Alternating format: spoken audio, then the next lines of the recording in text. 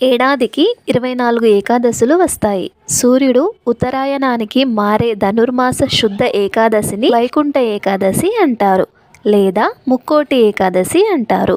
ఈరోజు మహావిష్ణువు గరుడ వాహనం మీద 3 కోట్ల దేవతలతో ఈ భూలోకానికి వచ్చి భక్తులకు దర్శనమిస్తారు. ఈ ఏకాదశి గురించి ఇప్పుడు మనం ఒక చిన్న కథను తెలుసుకుందాం. ఒక నైమిత్తిక ప్రళయం సంభవించిన సమయంలో విశ్వంలో ఉన్న ప్రతిదీ గర్భోదకంలో మునిగిపోయినప్పుడు నారాయణుడు 1000 తలలున్న అనంతశేషుడు అనే సర్పంపై శయనించి ఉన్నాడు.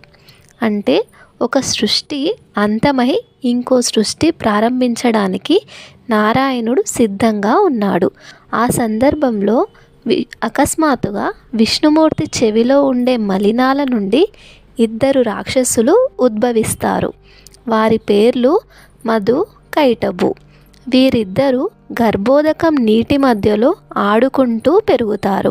ఈ విశ్వంలో ఇంకా ఏమీ ఉండవు, ఎటు చూసినా నీరే ఉంటుంది. అప్పుడు ఈ విశ్వాన్ని చూసి వీళ్లకు ఎన్నో ఆలోచనలు వస్తూనే ఉన్నాయి. మనల్ని చుట్టుముట్టిన ఈ విశాల సముద్రానికి సృష్టికర్త ఎవరు, మనం ఎక్కడి నుండి ఉద్భవించాము, మన పుట్టుకకు కారణం ఎవరు అనే ఆలోచనలు వారిలో తిరుగుతూనే ఉన్నాయి. అప్పటికే శ్రీమన్నారాయణుల వారు ఈ సృష్టిని సృష్టించడానికి బ్రహ్మదేవుల వారిని కూడా సృష్టిస్తారు. ఆయన ఒక దగ్గర ధ్యానముద్రలో కూర్చొని ఉంటారు. అప్పుడు ఈ 2 రాక్షసులు ఆయన దగ్గరికి వెళ్ళి వెటకారంగా, నువ్వు మాతో యుద్ధం చేయగలవా, మమ్మల్ని ఓడించగలవా అంటారు. అప్పుడు బ్రహ్మదేవుల వారికి ఏం చేయాలో అర్థం కాక ఆ శ్రీమన్నారాయణుని స్మరిస్తారు. వెంటనే ఆ స్వామి అక్కడికి ప్రత్యక్షమవుతారు. అప్పుడు ఆ రాక్షసులు, ఏంటి నిన్ను యుద్ధానికి రమ్మంటే ఈయనగారిని పిలిచావా, సరే తినతోనే యుద్ధం చేస్తాము అని స్వామివారితో యుద్ధానికి దిగుతారు.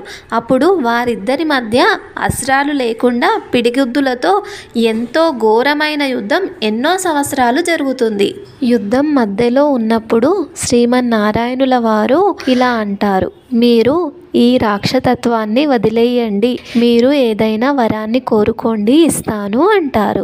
అప్పుడు ఆ రాక్షసులు నవ్వుకొని, నువ్వు మాకు వరాన్ని ఇచ్చేది ఏంటి, నీకే ఏం వరం కావాలో కోరుకో, మేమే ఇస్తామంటారు. అప్పుడు వారి గర్వాన్ని చూసి శ్రీ మహావిష్ణువు, సరే కోరుకుంటాను అని, మీరు నా చేతిలోనే మరణించాలి అని కోరుకుంటారు.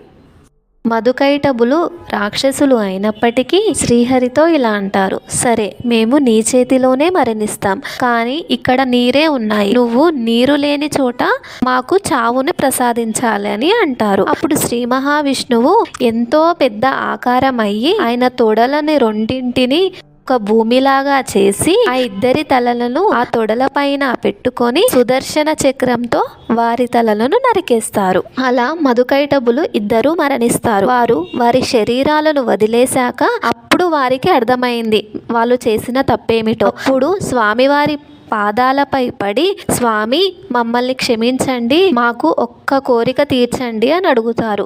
అప్పుడు శ్రీ మహావిష్ణువుల వారు, ఏమిటి ఆ కోరిక అని అడుగుతారు. ఏమీ లేదు స్వామి, మమ్మల్ని మీతో పాటు వైకుంఠానికి తీసుకొని వెళ్ళండి, మేము ఎప్పుడు మీ పాదాల చెంతనే ఉంటాము అని కోరుతారు. శ్రీ మహావిష్ణువు వారి కోరికను తీర్చడానికి అందరూ వెళ్లే ప్రధాన మార్గం ద్వారా కాకుండా ఒక ప్రత్యేక ద్వారం ద్వారా వైకుంఠానికి వారిని తీసుకొని వెళ్ళాలి అని భావించి వైకుంఠానికి ఉండే ఉత్తర ద్వారాలు తెరిపించారు. స్వామివారు ఆ 2 వైకుంఠంలోనికి తీసుకొని వచ్చారు.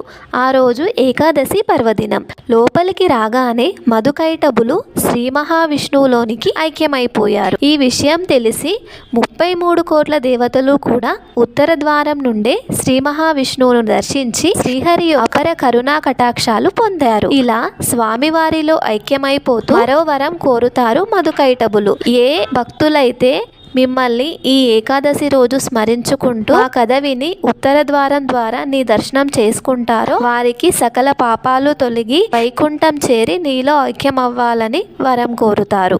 అప్పుడు స్వామివారు తదాస్తు అని అంటారు. అందుకే ఈరోజు ప్రతి వైష్ణవ దేవాలయాలలో ఉత్తర ద్వారం ఏర్పాటు చేసి మరి ఆ ద్వారం నుండి స్వామివారి దర్శనానికి పంపిస్తారు. జై శ్రీమన్నారాయణ.